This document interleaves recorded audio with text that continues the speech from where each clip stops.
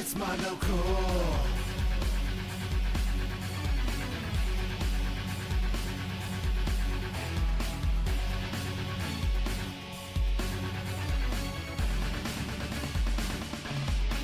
It's Mondo Cool.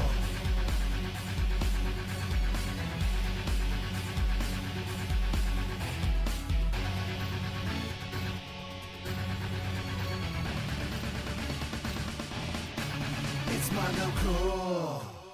That's right, boys. Mondo Cool. Hi, I'm Jerry Terrifying, and you are watching Mondo Cool TV. On this episode, we're going to be doing things just a little bit different. We're going to be taking a look at a used toy store where I managed to find a few video games squirreled away. This is one of the pieces I'm the most happy with. As a lot of you know, I've been sitting on these segments for years and years. And we're finally bringing Mondo Cool TV together now and releasing it to the world. But this is one of the pieces I put together that I'm the most satisfied with. So I'm glad to finally be dusting this off and putting it out there on the internet and on TV. So let's go ahead and check out Toy Fan Addict.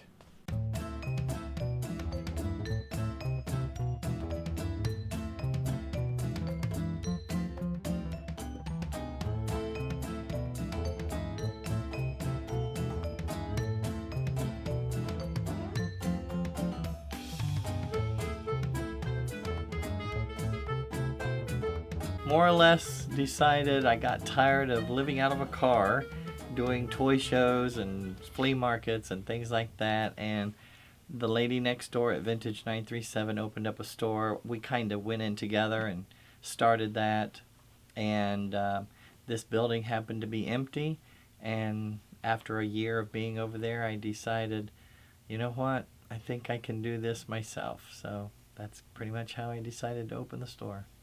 Mostly local shows. I didn't do a lot of, enter different states or anything like that, but they were mostly local shows. Hare Arena has a couple of them a year. There's a Shop Till You Drop, which is kind of a variety of anything. It's more or less a flea market thing. I would do that show. And there's a couple shows in Cincinnati area, a couple shows in Columbus that I've done.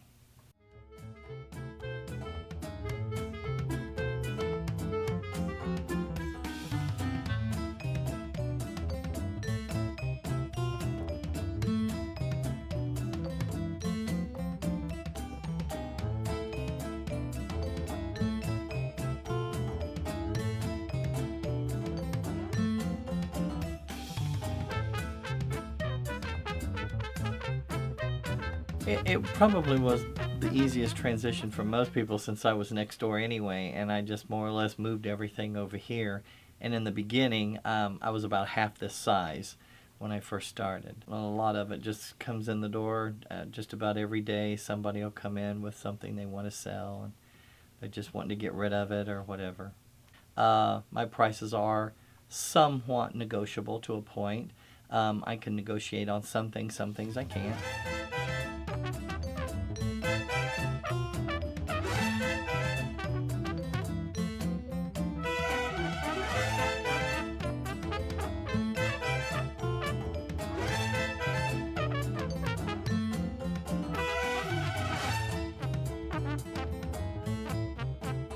Well, I grew up in the 60s, so the toys that I knew about, that's not what's hot today.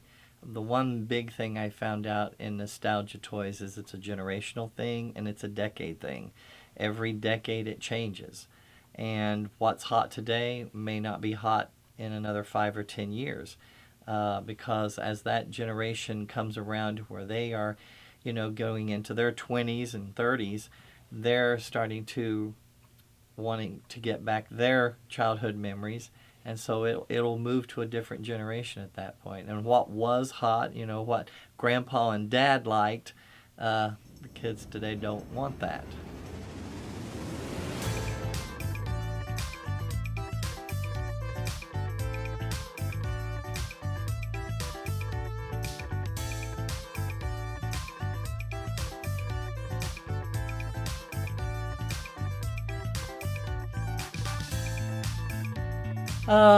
things that I have seen that used to be hot, say 5 to 10 years ago, Beanie Babies have definitely died.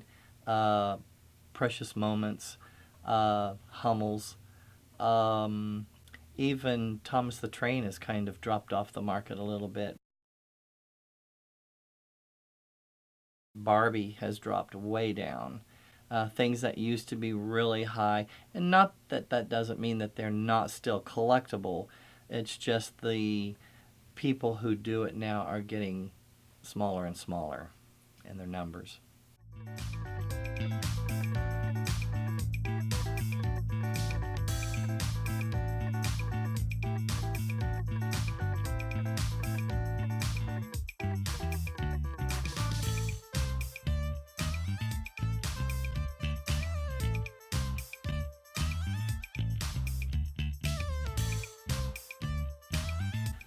But as far as specify anything in here, no. It's a little bit of everything from just about every decade.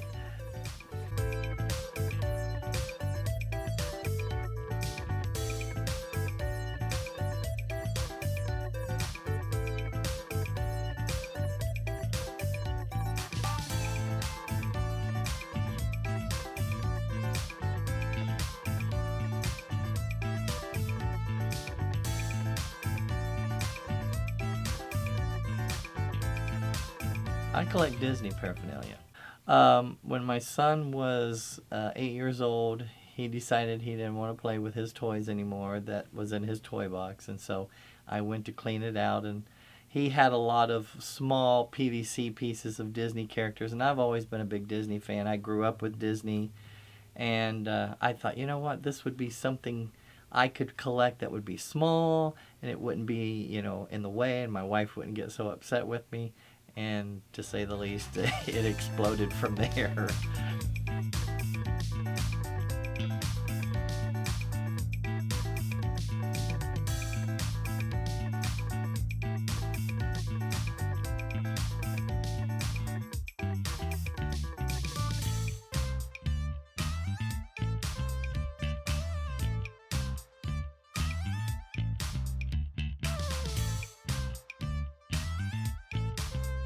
Well, I've actually almost doubled the size of my shop, so that has been, very rewarding in that aspect. My clientele has definitely improved. I actually have people that come from Indiana, Kentucky, Northern Ohio, Columbus. I have one gentleman who comes every year. His family's from here. He lives in New York, and he comes here twice a year, and he comes to my shop specifically to shop. So the word's out there.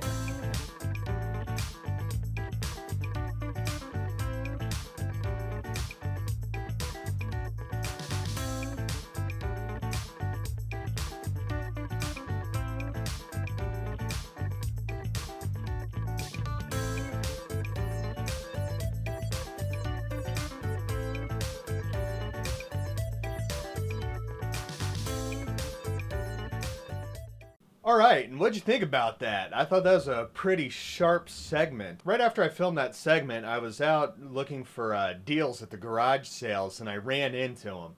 Now, this guy does it on a whole different level. He has a dedicated work van with the store's logo on it. Now, I've seen a lot of resellers, and I've seen a lot of people out there yard selling looking for treasure, but that guy was definitely a professional. So I appreciate you letting me poke around your store with the old camera.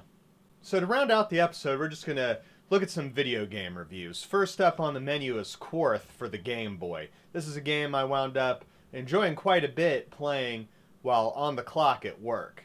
You might not be able to get paid for it, but you should probably check it out anyway. Let's go ahead and take a look at that review. Quarth for the Game Boy is a vertically scrolling shooting puzzle game. It kind of defies genre conventions. It mashes a few things together and works very well. You do, however, have to put a little bit of time into this game for it to start to really make sense. So, scrolling down from the top of the screen are various shapes.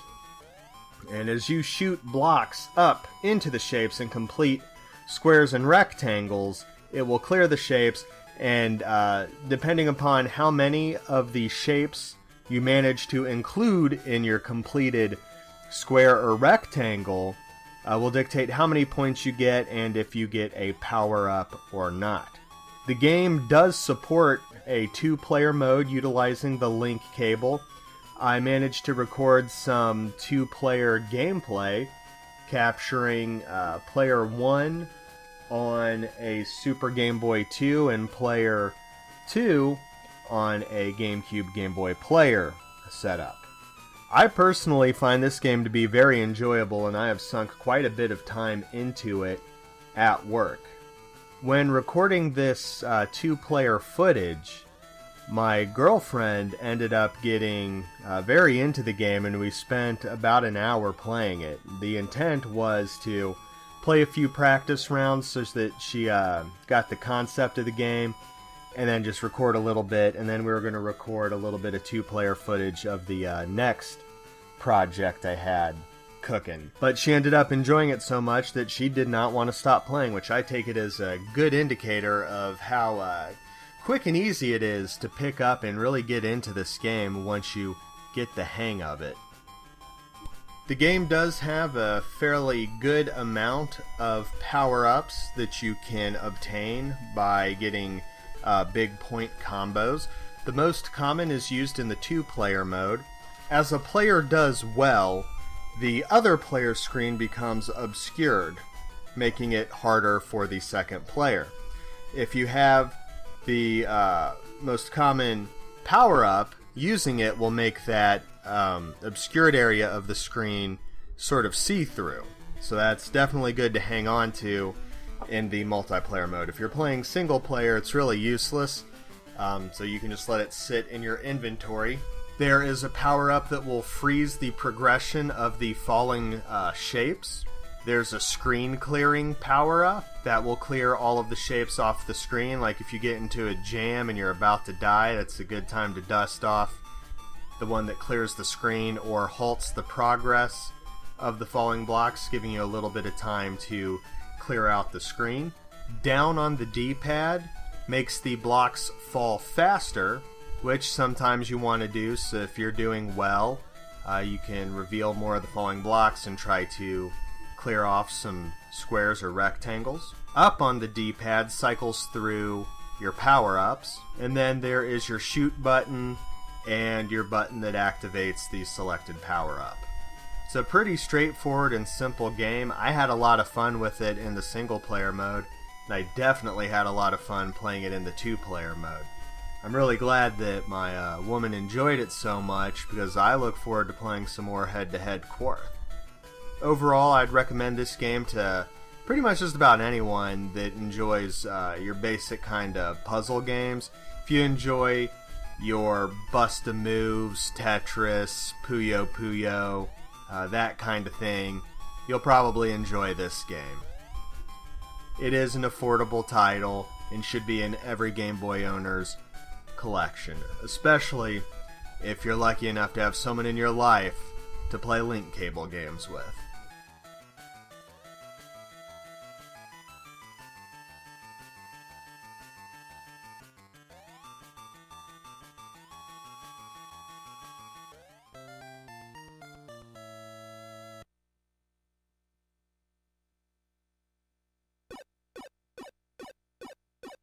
Next up on the menu, we're going to be taking a look at an arcade classic. This is Galaxian for the Atari 5200. Galaxian for the Atari 5200 is a fixed screen shooter.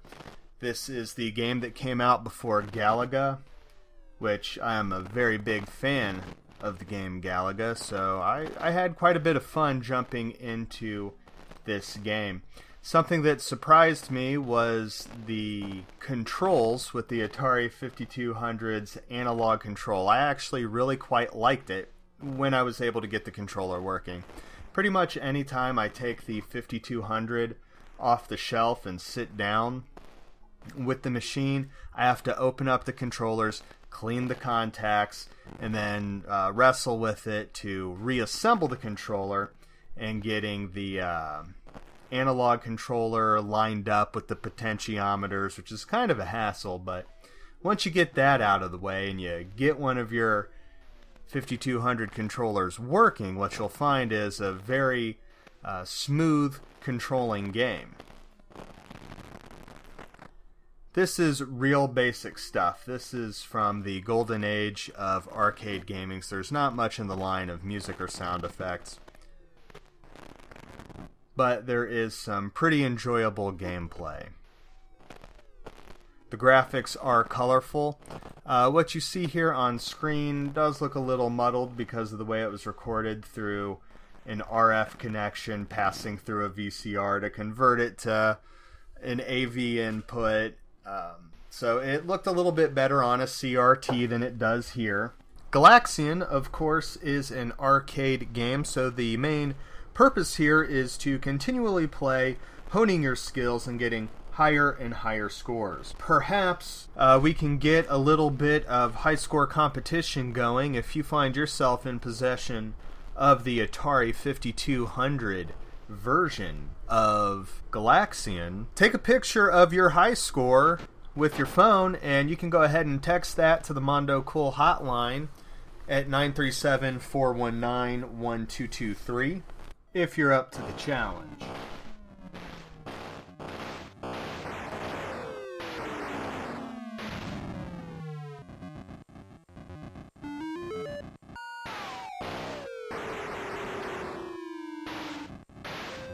At first I wanted to make a joke about having to use your hands and it's a baby's toy, but then I realized that's Wild Gunman.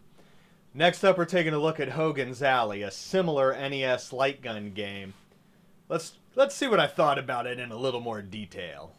Hogan's Alley for the Nintendo Entertainment System is a light gun game, and if you're a fan of my YouTube channel or a cable access television program, you know that I enjoy light gun games. So what did I think about this one? It's alright. Game A is a gallery shooting game, so the main thrust of this mode is threat assessment. So 3 targets are going to flip around and you have to shoot the one that is the threat. I thought it was kind of boring. When you miss 10 times, it's game over, you get your high score, and that's what's up. Game B takes what you've learned in training and takes it to the mean streets. You're going to scroll to the right and you're going to pass a lot of gun shops shooting bad guys. Again, 10 misses and it's game over. That's much more enjoyable. When I first fired up the game and started with Game A, I thought, oh, this sucks. But the other modes save the game. So this is probably where most people are going to spend their time with Hogan's Alley. This is the most enjoyable part of the game. And then there's Trick Shot.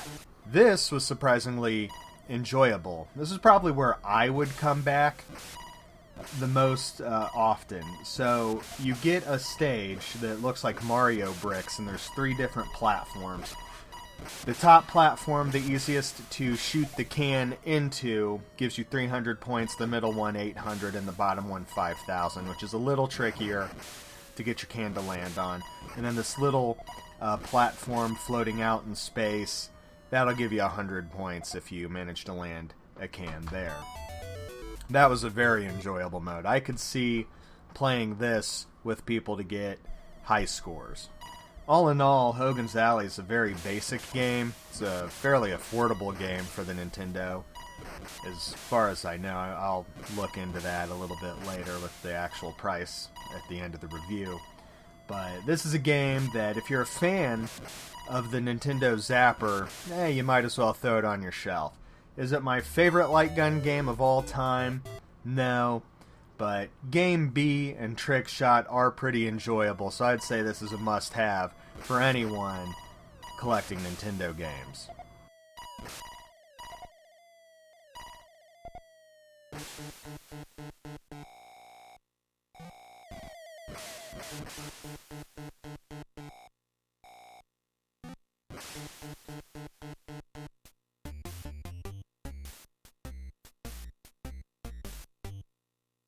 Alright, chugging along for the Sega Master System, let's go ahead and take a look at Global Defense. This is kind of a unique side-scrolling missile command hybrid with kind of muddy visuals, but still an interesting game worth checking out. So let's go ahead and watch this review and get a little more in-depth information on Global Defense. Global Defense for the Sega Master System is a side-scrolling shoot-'em-up, but it plays differently than any other side-scrolling shoot-'em-up I've ever played before. When you hold down the 1 button on the Sega Master System controller, it allows you to move your ship. When you let go of that button, you can freely move your aiming reticule, and the 2 button fires. When you fire, and your shot gets to the aiming reticule, it will burst, and there's a little radius where damage will be done. This kind of reminds me of the game Missile Defense, especially in the game's defensive half. The first half of the stage is the offensive half, where you side-scroll, and you have to attack the enemy ships and missiles that are being launched towards Earth. And then the defensive half plays very similarly to Missile Command, where you can move your ship, but it really doesn't matter. Just focus on shooting the waves of missiles approaching the planet that you're currently defending. Pretty fun game. The only thing I can really say bad about it is that it's not the most visually striking game. This was a budget title. I bought it at a used game store, so there were no big discounts there. It was complete with the manual, everything. Paid $4 for it. So this is not a highly desirable title, but I had a lot of fun with it and managed to play pretty far into the game. I think I've made it to the 7th planet. I have not beaten it. It does become challenging. During the offensive half of the game, you do have lives, but during the defensive half of the game, if you die, you're dead. So you really have to get good at the Missile Command style defensive half of the game, because if you die there, you lose. It's game over. When you get to the end of the ship, your buddy in a space shuttle shows up and takes you off to the next planet in the solar system to bring the battle to the oncoming fleet. I would say this is a pretty fun game. If you're looking for something to play on your Master System that's not going to break the bank like a lot of the more well-known Master System titles, this is definitely worth putting in your Master System collection. I had a lot of fun with it. Really, like I said, the only negative here is the graphics are not the best. I do like the opening animation. The title screen looks pretty good. And then upon further investigation into the manual, I discovered that there's a unique 2-player mode, which I did manage to organize. There is a button combination that you enter on startup of the game.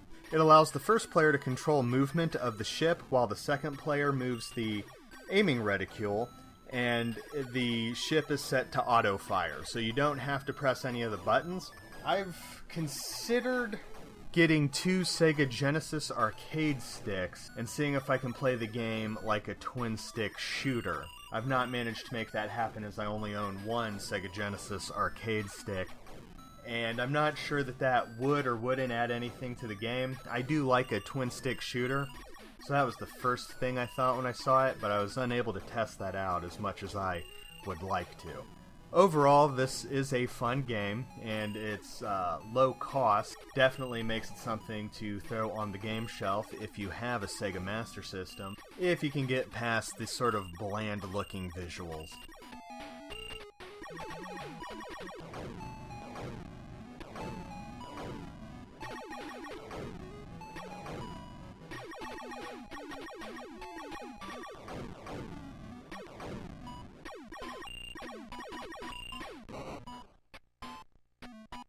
Last, but certainly not least, we're going to be taking a look at Cosmo Gang, the video. This game I obtained for free through a game on a forum where the mods decided that there was to be no fun allowed, and the game went away shortly after this. So someone in Japan was taking pictures of old video games in something like a Super Potato or a used video game store from Japan.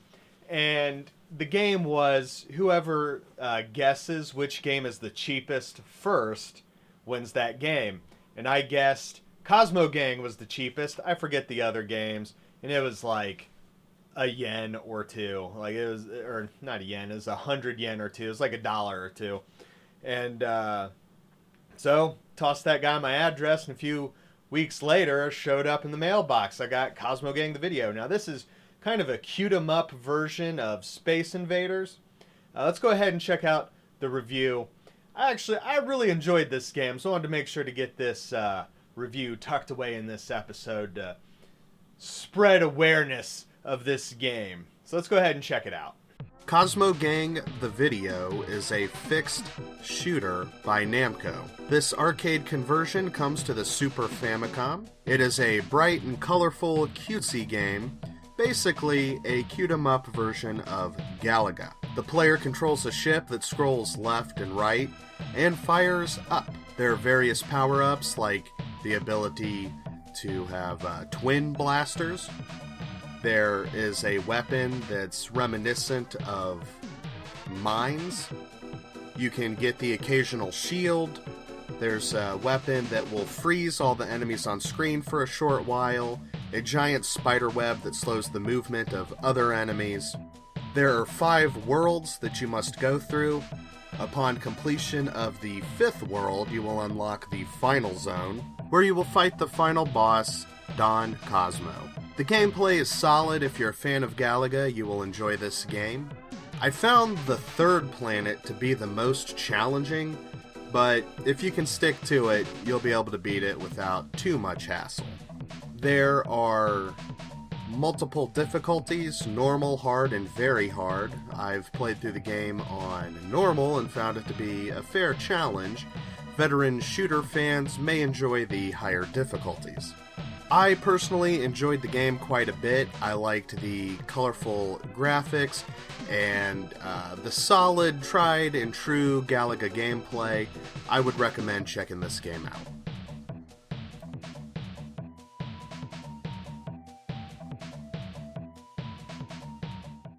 Now, believe it or not, that's all we have time for on this episode of Mondo Cool TV.